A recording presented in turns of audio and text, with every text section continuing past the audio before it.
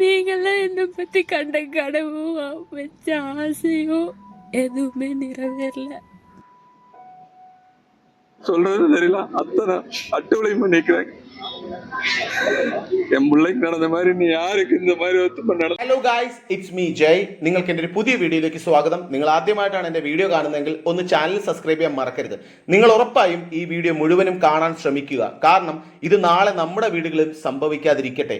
പ്രത്യേകിച്ച് പെൺകുട്ടികളുള്ള മാതാപിതാക്കളാണെങ്കിൽ നിങ്ങൾ ഉറപ്പായും സ്കിപ്പ് ചെയ്യാതെ ഈ വീഡിയോ മുഴുവനും കാണാൻ ശ്രമിക്കുക. നമ്മുടെ തൊട്ടടുത്ത സംസ്ഥാനമായ തമിഴ്നാട്ടിൽ തിരുപ്പൂരിൽ സ്ത്രീധനത്തിന്റെ പേരിൽ ഋതന്യ എന്നൊരു പെൺകുട്ടി കല്യാണം കഴിഞ്ഞ് വെറും 78 ദിവസം മാത്രമേ ആയിട്ടുള്ളൂ അവൾ ജീവനൊടുക്കി. അവൾ ചുമ്മാ ജീവനൊടുക്കിയതല്ല. ഋതന്യയുടെ വിവാഹം നടന്നത് ഏതാണ്ട് 2.5 കോടി രൂപയ്ക്ക് മേലെ ചിലവാക്കി നടത്തിയ ഒരു അടിച്ചുപൊളി ആഡംബര വിവാഹമായിരുന്നു.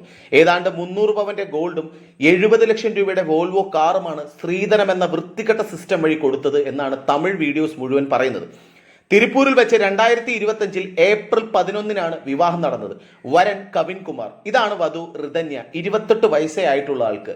ഈ കവിൻകുമാർ എന്നത് അവിടുത്തെ വലിയൊരു രാഷ്ട്രീയ നേതാവിന്റെ ചെറുമകനാണ്. നമുക്ക് വീഡിയോയിലേക്ക് പോകാം. சொல்றது தெரியல, அத்தனை அட்டுவளையும் பண்ணிக்கிறாங்க.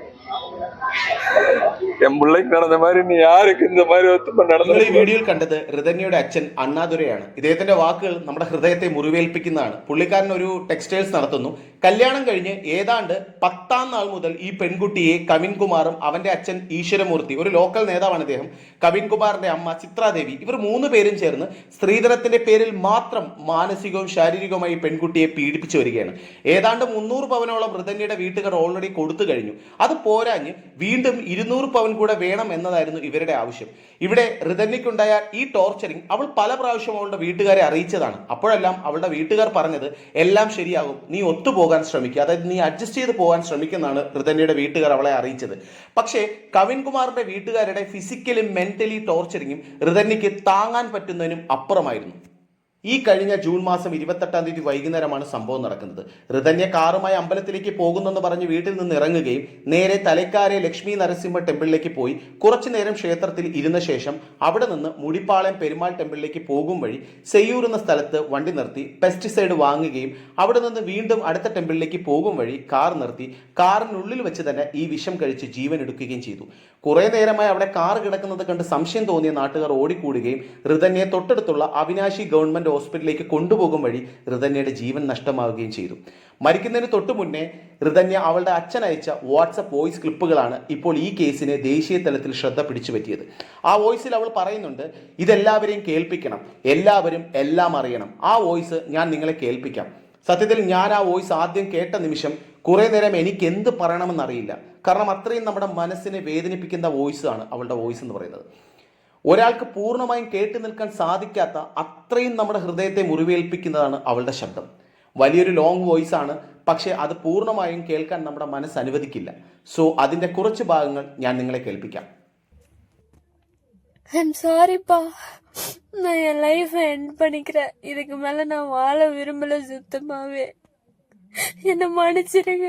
என்னை பெத்ததுல இருந்து நீங்களும் அம்மாவும் பட்ட கஷ்டத்துக்கும் அவமானத்துக்கும் என்னை மன்னிச்சிருங்க.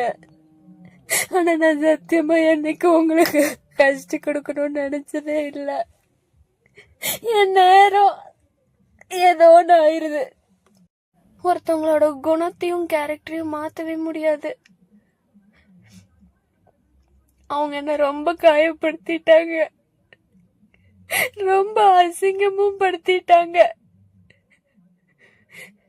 போதும், அந்த மாதிரி ஒரு குடும்பத்துல வாழ்ந்து குப்பை கொட்டுறக்கு. முடிச்சுக்கலாம். ஏன் நீ உன் வாழ்க்கை நீ ஏன் முடிச்சுக்கிற? முட்டாளா நீன்னு உங்களுக்கு தோணலாம். எனக்கு அவ்வளோ தெம்பலாம் இல்லப்பா, அவ்வளோ தைரியமான பொண்ணெல்லாம் கிடையாது. தைரியமா இருக்கிற மாதிரி காமிச்சுக்கிட்டேன்.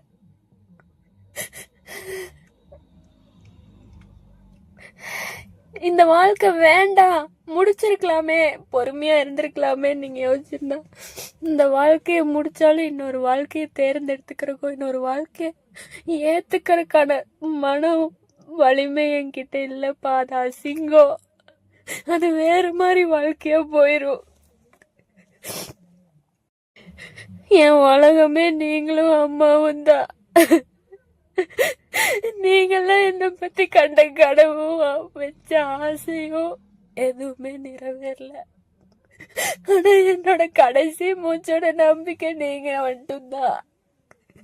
ஆனா உங்களை ரொம்ப நான் நோகடிச்சிட்டேன். ரொம்ப என்னால நீங்க காயப்பட்டீங்கன்னு புரிஞ்சிருச்சு. உங்களால வாய்விட்டு சொல்லவும் முடியல. அதே சமயம் என்ன இப்படி பார்க்கவும் முடியல. என்னால நீங்க படுற வேதனை எனக்கு புரியுது. என்ன மன்னிச்சிருங்கப்பா, என்ன மன்னிச்சிருங்கம்மா. அவ்வளவுதான், முடிஞ்சு போச்சு எல்லாமே. நான் போறேன்.